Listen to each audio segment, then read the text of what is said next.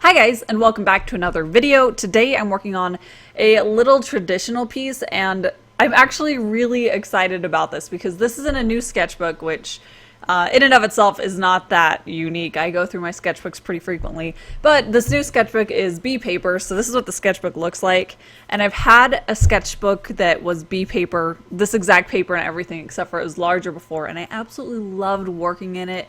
I love the paper, but I decided to get this one because what I've been kind of thinking that I'd like to do is I wanted to get a smaller sketchbook where I could take each page and do a full composition in it so that each image on each page is its own painting rather than being a bunch of little sketches that I'm practicing on, which is really important. But I have another sketchbook for that where I can practice and I can sketch things out and I can sketch out my ideas, but this one is where I can implement actual compositions and get a full page of artwork done. So I'm actually really excited about this because I think that the amount of finished artwork that I'm getting done is not as high as I would like it to be. And because this paper is so small, I can produce a completed image in not that long, which means that I'm getting more experience doing compositions. I'm getting a lot more artwork done, which means that I can learn what stuff I like, what I don't like, what I want to do more of, what I want to practice more of as far as composition,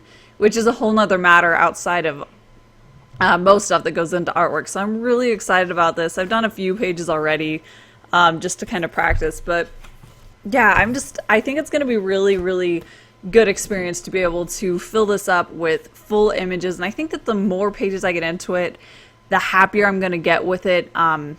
Not only compositionally, but subject matter, because I'm really trying to push so that each image, each page has a story to it, and it's not just mindless drawing and mindless sketching like it is in my normal sketchbook, where this is intended to have a story and a meaning behind it. So yeah, I'm really excited about this. I think it'll be really helpful for me, I think.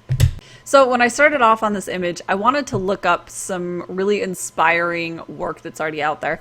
So I actually just searched for statues in Pinterest, and I absolutely love statues. They're just really, I don't know, there's this air of mystery to them, and there's just so much emotion to them. I've always loved statues, especially like statues that are in cemeteries. They're really gorgeous, and they just have so much feeling and life to them, and they're absolutely gorgeous. But that's what I was looking at when I was starting to work on this one. I wanted to get a little bit of that feeling and that serenity to the face. And it's kind of interesting because a lot of the statues that I was looking at, they were from the very beginning of the 1900s, 1920s. And it's interesting how when you're looking at artwork from different decades, it kind of exemplifies different face types and different features. And around that time, it was a lot softer. For like the female face tended to be a lot softer, more rounded, and the hairstyles were obviously much different. They're a lot softer and more around the face. So that's something that I was bringing into this piece, is that I wanted her to have that kind of quality, that statuesque quality from the 1900s. So when I went in and did the line work for this piece, I wanted it to have a very soft, pencil-y feel to it, kind of like what I wanted out of the earlier traditional piece that I did. But in the earlier one, I went in with a graphite pencil, and I mentioned that in that video, but it was a little bit too smeary and it didn't have the really precise line work that I wanted.